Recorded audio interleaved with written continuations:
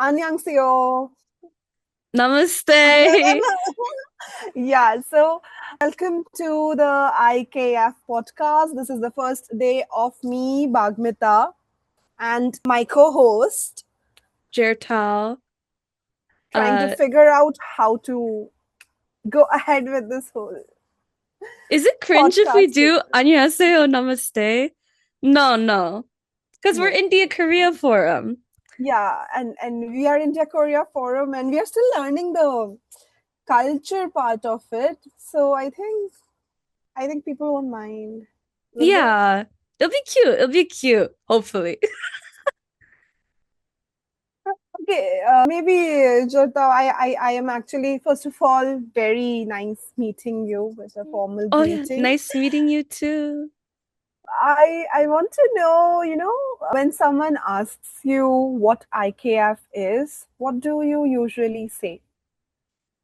So when someone asks me what IKF is, I usually say that it's the premier forum for India-Korea relations. We focus a lot on dialogue, research, and youth engagement. So in the future, we'll be releasing a research volume, but we also have business talks, policy talks. Just recently, we launched our neighbor blog. So a lot of interesting things happening between India and Korea, and we want to talk about it and we want to focus on it. What about you, Bagmita? How would you explain IKF to someone new? I think if I have to, in one line, if I have to explain IKF to someone, I would say that it is a next generation think tank, which is, for the next generation and also by the next generation. Because all the people behind the scenes with IKF are very young minds working on various fields and uh, like how usually we work on publication side, research side, and all.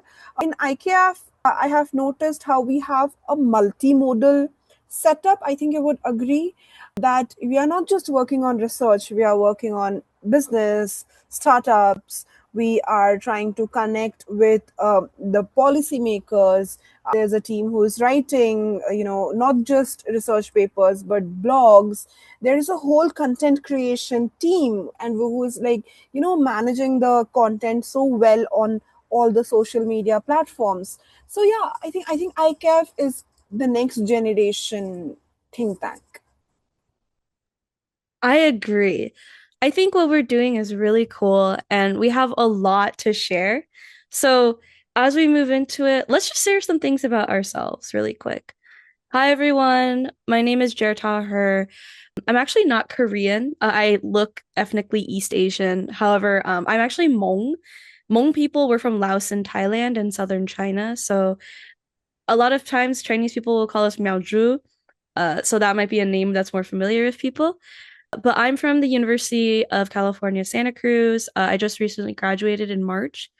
And I joined IKF because I actually know the director, our director, Rajiv. And I took his one of his classes when I was an international student at Sankyun Kwande Hakyo, SKKU and University. And my research focus is on AI technology. But actually, as an intern here, I'm talking mostly about K-pop.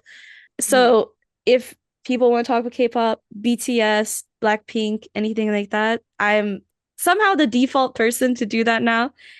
And I actually got into Korea as a culture and as a place because I like BTS. Like a common question in Korean people will ask you whenever you go to Korea is, oh, like 왜 한국에 왔어요, right? Why did you come to Korea? And I'm always like, that's 좋아요. And they're like, ah, 방탄소년단, which is BTS's name in Korean.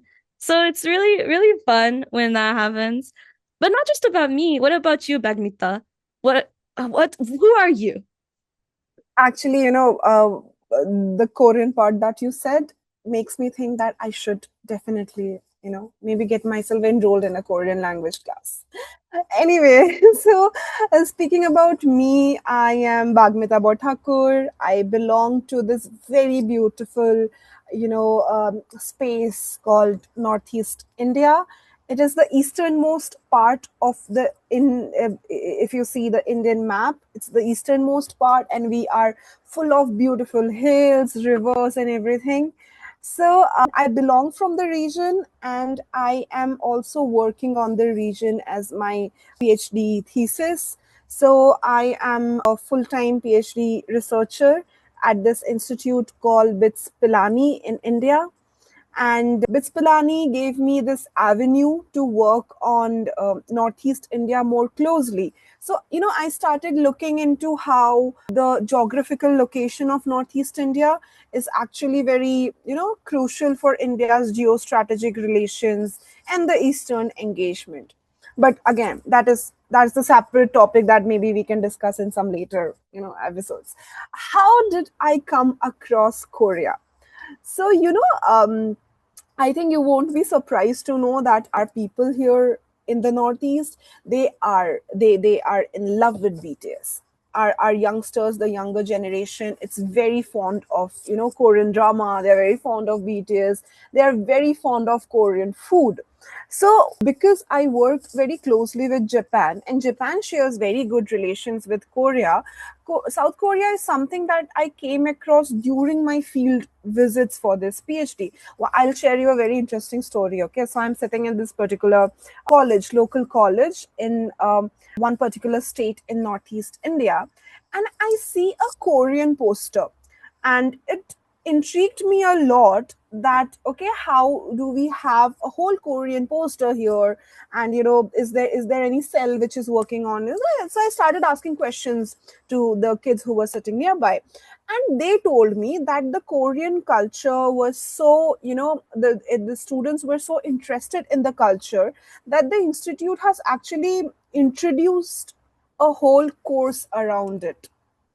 So I found that very interesting, and I would not say that joining IKF was a very, you know, it was not a decision which involved a lot of planning. It was very spontaneous because I came across Professor Rajiv's LinkedIn post, and I randomly dropped my CV. We had a whole conversation around what we want to work upon and stuff.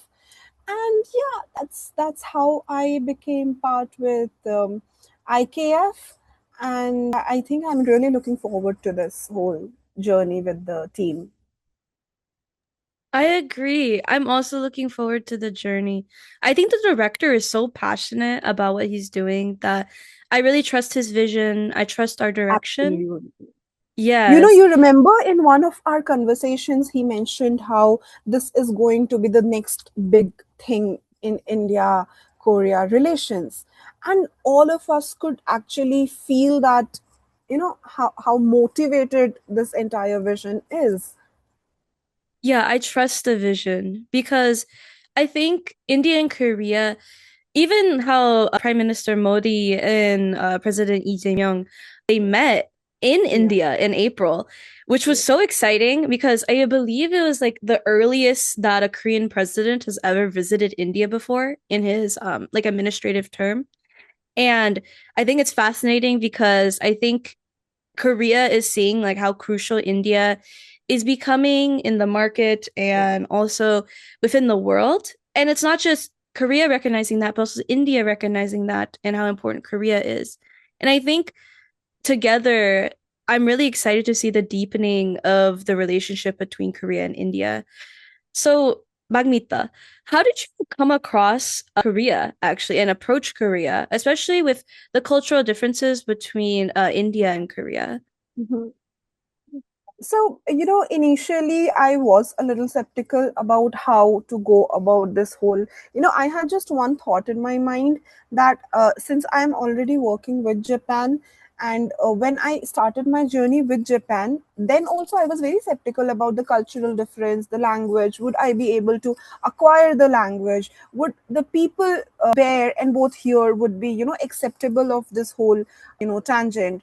But I found out that it's actually quite easy. Language is all about communication, and it just does not, I don't see it as a barrier. I love your culture, you love my culture. We can come to a midpoint where I teach you mine and you teach me yours.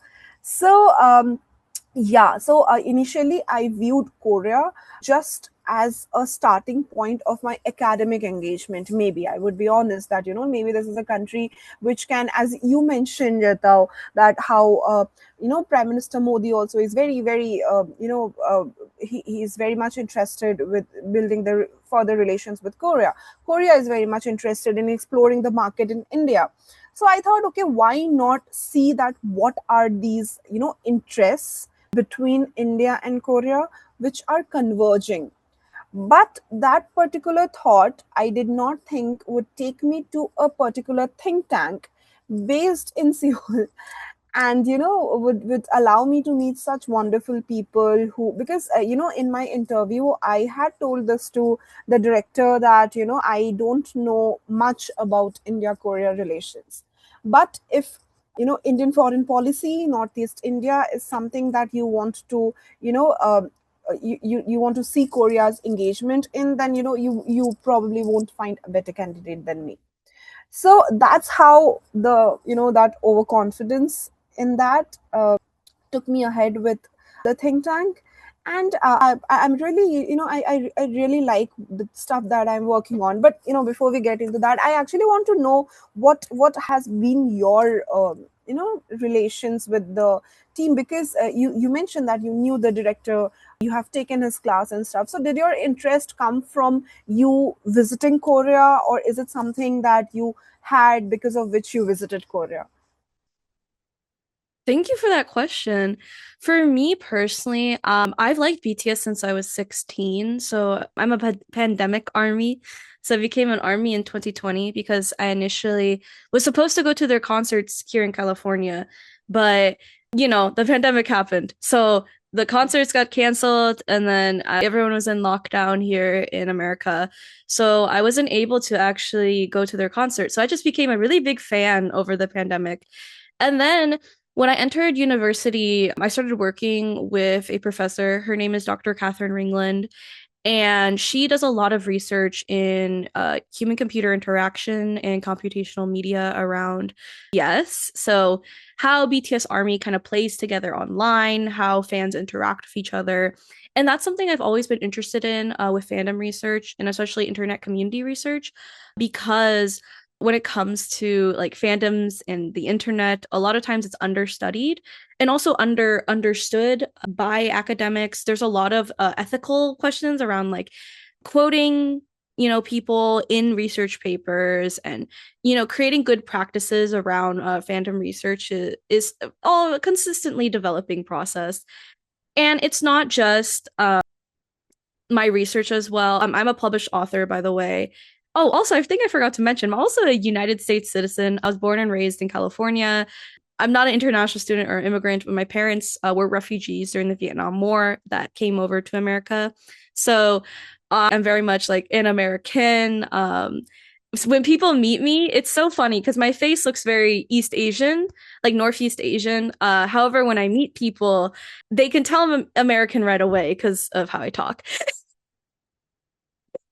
which is very fun. It's okay. But I think that is a question you come across often. But do you think this is also something which has helped you connect with Korea more? Actually, yes. I think when it comes to connecting with Korea, when I was studying abroad there, I studied abroad there at Sankyukwon Daehak from 2024 to 2025. But for me, I'm an American, and America is one of the closest allies with Korea, militarily and also politically. Not just that fact that I'm American, but also my ethnicity is something that a lot of people don't know. A lot of people are not aware of what a Hmong person is and who we are. We're a very small ethnic group, but we're all over the world because of war and colonization. So, all my people are everywhere. I have like primos in Argentina, and I also have like cousins in and relatives in Korea. That's one of my strongest ties to Korea, actually. I have an aunt that's married to a Korean man, and she's been living in Korea for the past 10 plus years. And she actually teaches English, and she has a lot of strong opinions on English teaching in Korea. So maybe I'll share those sometime. And I have a little cousin who is Gyopo. He is half Korean, half Hmong, and he knows Korean, English, and Hmong. So when I talk to him, it's a very interesting conversation. So I not only have a academic tie with Korea because I've studied abroad there, but I also have a familial tie there. The Hmong community in Korea is kind of small, but also very strong. Something that's really important in Hmong culture is this event called Hmong New Year, where we celebrate the harvest during fall. And we actually celebrate it during Chuseok in Korea because that's when everyone has time off. But Chuseok, by the way, is basically Korean. It's called like it's like Korean Autumn Festival. So during that time, people come together with their families. It's a very big, like familial event. A lot of people go back to their hometowns during that time. It's really exciting, actually, when it comes to being involved with Korea so deeply. I love Korea like on a very fundamental level. It's not just like, oh, 방탄소년단 좋아요, right? Like I like BTS. It's kind of more than that. It's also the fact that like I have family that live there.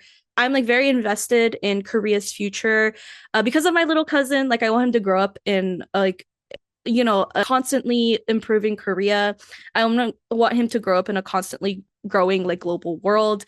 And he just turned 7 actually on Tuesday. So it's actually Tuesday's today because of time zones. Sorry. He just turned 7. So I really want him to live in, a growing world.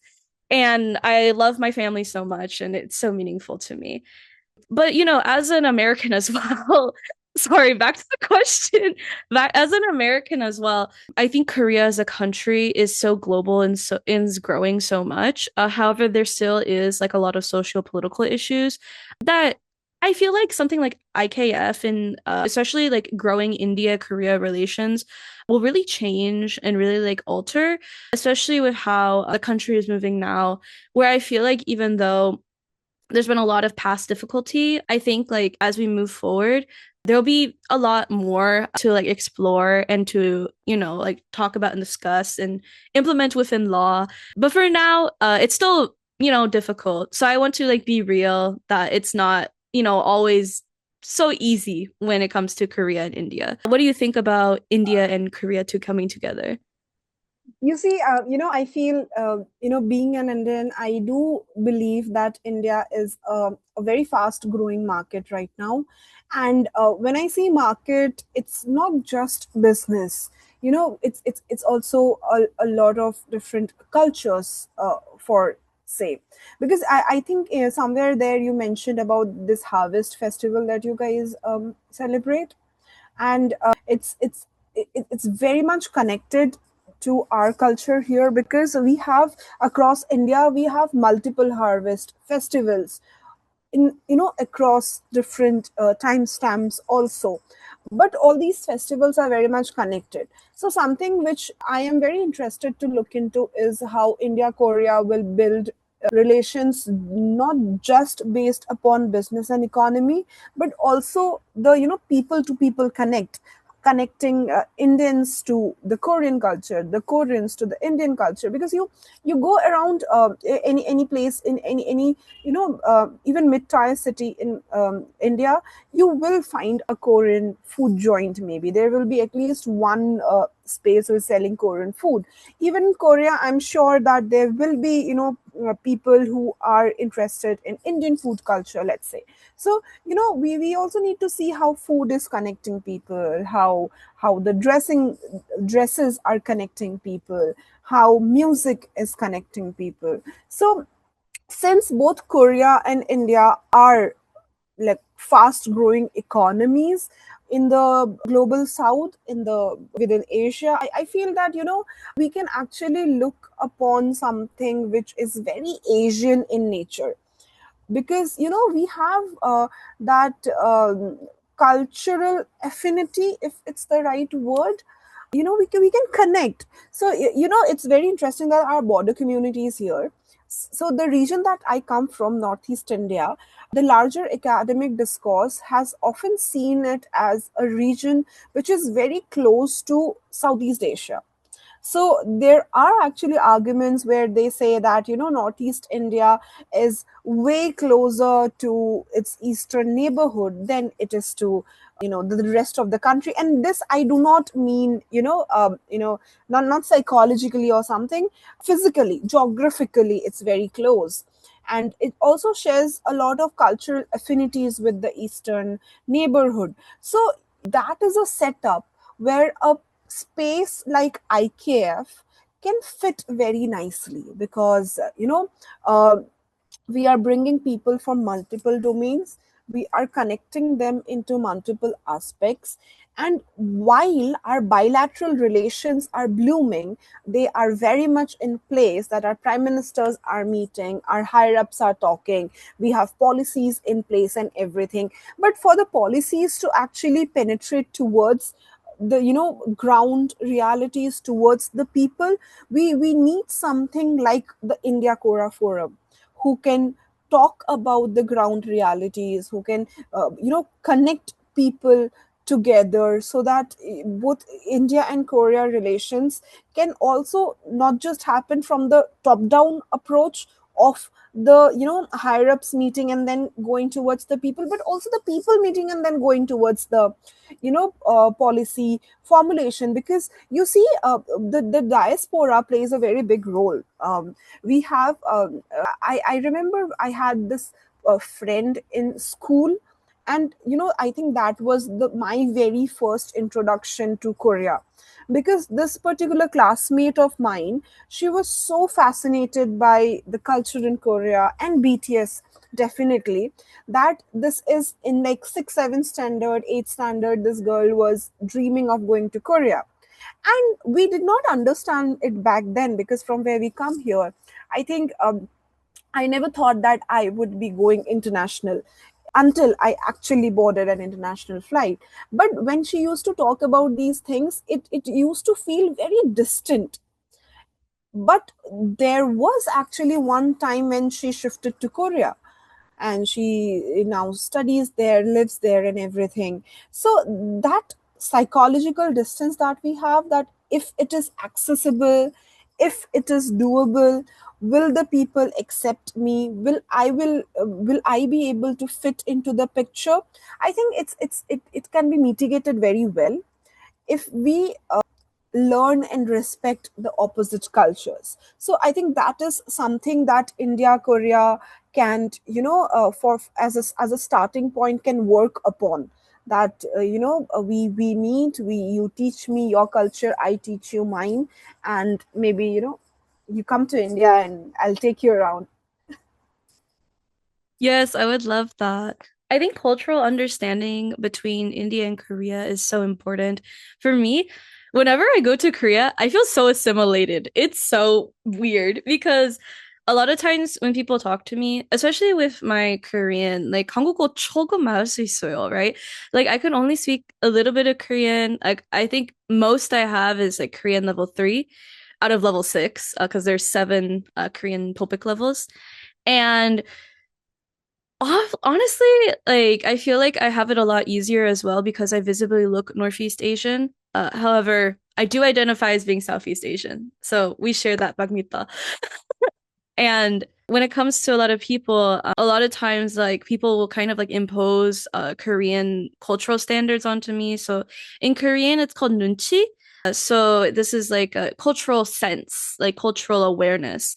And a lot of times my Korean friends will say like, "Oh, Jhertau, 눈치 없어." Right? Like I have no nunchi. I have no like cultural sense. Because in Korea there's so many small little things that are very like considered like if you know this, then like you know, right? You know you have nunchi so, right? And there's little things like how you bow to people, how you hand things to people. Because in Korea, you hand things with 2 hands. That's the whole thing. But I feel like with Indian culture, like back here in California, there's a large like Indian diaspora, especially in the Southern Bay. I'm from the Bay Area, by the way. Woo, Bayesians. And I actually like one of my best friends, she's Tamil. And another friend, I she's from Delhi. So I have, a lot of people that I know in my life who are Indian and part of the Indian diaspora. And even when it comes to like Indian people, I get along so well with Indian people. It's kind of silly. Also, my favorite Indian food is gobi manchuri. I don't know if that's basic or not, but Is, oh wow, you know about, you then, if you like gobi Manchurian and stuff, maybe you should try authentic, you know, gobi parathas and stuff. Have you heard about paratha? Do you know what yeah, is but I've never paratha? had it before. It's like a bread. It's like a flat Indian Mm-hmm. bread. So we you roll the bread and everything, and it's stuffed with different kind of stuffings. So you have aloo paratha where the stuffing is aloo. You have gobi paratha where the stuffing is gobi. So it's a very, it's a very Indian breakfast. A lot of people have it for, dinners Uh, and stuff. So I think it's very staple to Indian households. And if you like, you already like gobi, so I think that is something you'll like. yes, I do love. I think Indian culture and Indian food is so great. And also, I just know a lot about India. I'm like a very, there's sometimes people meet me and they're like, you know too much about different things. And it's true. I'm just very interested. It's because Indian culture, Jhertau, something I feel that, we are very diverse. It's a very basic phrase to sum it up would be, it's called unity in diversity, because as one of the longest surviving democracies with so much of cultural differences, we have, all our states, they have a very distinct culture. And from the west to the east and to the north to the west, you will not find, the very same thing. Things are the names are different, the culture is different, and still we are surviving as one country. It's because there is a common thread which links all these places. Okay, you see, somebody sitting in the north, or would relate to somebody sitting in the northeast, and similarly to the west and the south, by in terms of food. They may not, I don't know all the languages here up in the north or the down south, but I know their food. You tell me that, what they eat for breakfast and what I need to order from that palette, I would know what to order. So I think food is something which connects people so beautifully that even without knowing the entire culture or the language, you can actually, build, you can build relations. Anyway, talking about that, so we fall in South Asia, okay, and we are neighbors to Southeast Asia. But that there's a very fine line, which is, transitioning from South to Southeast Asia when you take the Eastern corridor, and that fine line is Northeast India, because the culture, the culture, the racial features, and the kind of food that is present there, it's very diverse. And you will see that within this particular region, it has similarities both from the Indian culture, but also has very much similarities towards the South Asian culture. So I think the international borders are something which is very much human made. And the fact that, I am currently sitting with somebody based in California but also belonging to Southeast Asia, and we could talk like this, proves that, our international outlook is very much changing. Again, bringing that thread to IKF, these are the institutions which facilitate that very easily. I would have never met you if we did not fill that one form to join IKF. So yeah, I think it's something that, we should maybe talk about these in our future, some of our future episodes. How we have these very talented interns, and all of them belonging from different cultures, different regions, different parts of the world. They should come and, share their own IKF story. Yeah, I really agree. I think we should definitely invite more people. I'll be going to Korea soon, so I will be getting director Rajiv to make an episode with us. And then I think as we move forward, there's a lot more to talk about. Just to conclude, do you have any final thoughts, Bagmita, or things you want to share?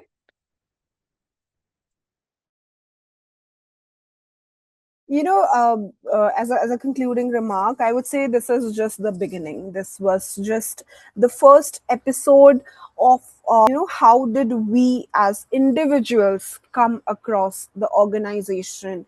And, I feel that when people resonate with you individually, they get more intrigued to know the full story. So this was just the trailer part of it. And maybe when we tell the full story, we tell you what IKF is, what we are doing within IKF, and what are the future plans of IKF, and how you can be a part of IKF. That sounds great. Thank you so much for concluding for us. Let's go ahead and conclude this episode now, and we will see you guys in Yes. episode 2. True. Bye bye.